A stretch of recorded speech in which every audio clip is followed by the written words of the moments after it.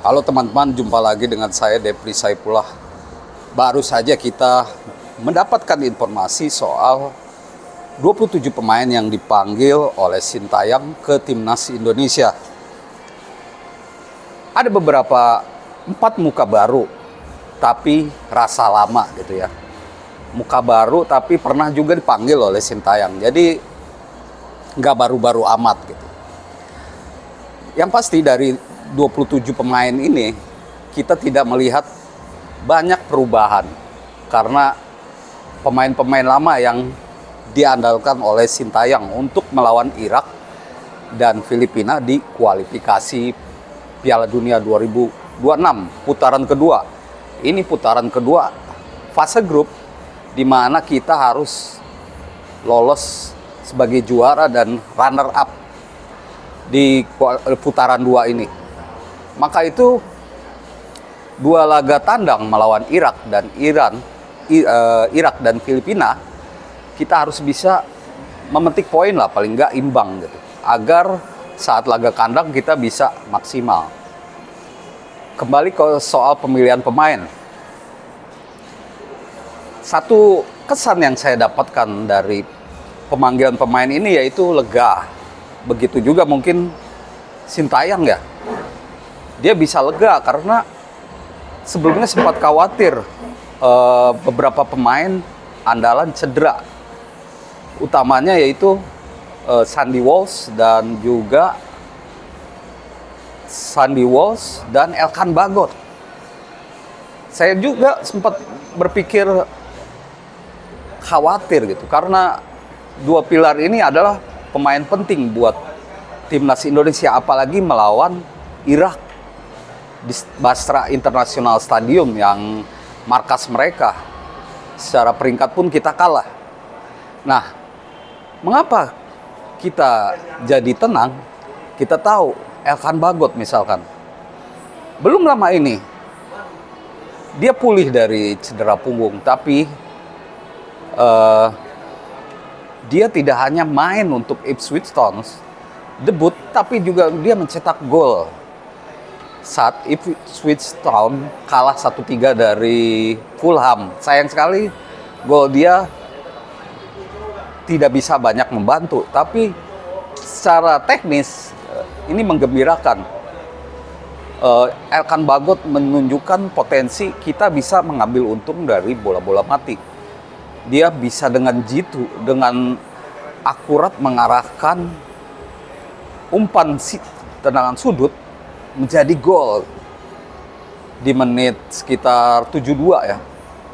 Saat dia baru main di menit ke-60. Masuk sebagai pemain pengganti. Ini berita gembira. Tak hanya untuk timnas, buat Ipswich Town pun kini mereka punya banyak pelapis. Untuk timnas ini menjadi kabar gembira buat Sintayong karena melawan tim kuat sepertinya duet Elkan Bagot dan Jordi Amat akan diandalkan. Begitu juga dengan Sandy Walsh. Memang dia sejauh ini jadi pelapis ya. Atau kalaupun tidak main jadi starter saat kita mengandalkan 3 back langsung atau 4 back tapi jadi pelapis karena di posisi kanan ada Asnawi Mangko Alam. Nah, 2 pemain ini membuat kita gembira. Dagdikduk kita sedikit hilang, ketegangan kita sedikit hilang, harapan kita sedikit terbuka untuk memenangkan pertandingan atau meraih poin di markas Irak. Memang kita juga kecewa karena Marcelino Ferdinand dan Ivan Jenner tidak bisa main, belum pulih, mereka belum pulih. Seperti yang saya sebutkan di video sebelumnya, setidaknya Ivan Jenner bisa main gitu. Karena pemain ini bisa menahan bola dengan baik. Dia tipikal gelandang modern. Sekarang kita mengandalkan gelandang yang ada. Mark Klok, Sadil Ramdhani, lalu Ricky Kambuaya, Rahmat Irianto, pemain-pemain yang memang sudah lama juga dengan Sintayong. Dan saat melawan Brunei, mereka sudah menjalankan tugas dengan baik. Sayang saja, Ivan Yenner dan Marcelino tidak pulih tepat waktu. Kalau mereka pulih, ini bakal menambah kepercayaan diri kita. Dan yang melegakan juga, Rafael Struijk pulih, dipanggil di 27 pemain yang akan menghadapi Irak dan Filipina. Ini artinya sedikit lebih baik dibandingkan saat melawan Brunei. Kita sekarang bisa mendapatkan pemain bagus seperti Jordi Amat dan Rafael Struijk. Seperti yang saya bilang bahwa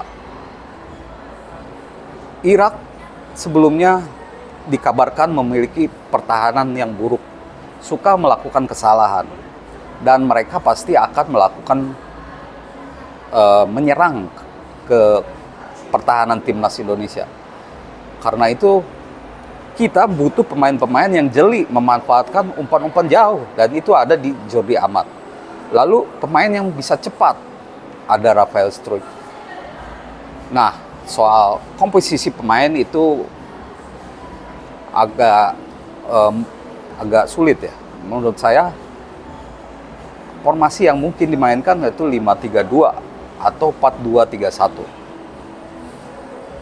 Kita lihat bagaimana Sintayong nanti akan mengatur pemainnya. Karena dibandingkan Brunei, skuad yang sekarang agak lebih baik. Dan dagdikduk kita hilang karena Elkan Bagot pulih, Rafael Struijk pulih. Ini menambah kekuatan kita melawan Irak dan Filipina. Dan semoga hasil maksimal diraih. Sementara itu Irak juga memanggil pemain-pemain terbaik mereka. Ex-MU, Wonderkid MU, Zidane Iqbal kabarnya dipanggil. Lalu dua pemain tajam. Ini bahaya nih, Aiman Hussein dan Muhammad Ali juga dipanggil. Ini mesin gol mereka. Semoga dengan pertahanan rapat dan main naturalisasi yang bisa main, kita bisa membendung mereka. Demikian ulasan saya soal pemanggilan pemain timnas dan persiapan melawan Irak. Terima kasih atas perhatiannya dan jangan lupa subscribe dan beri komentar di bawah. Terima kasih. Salam olahraga.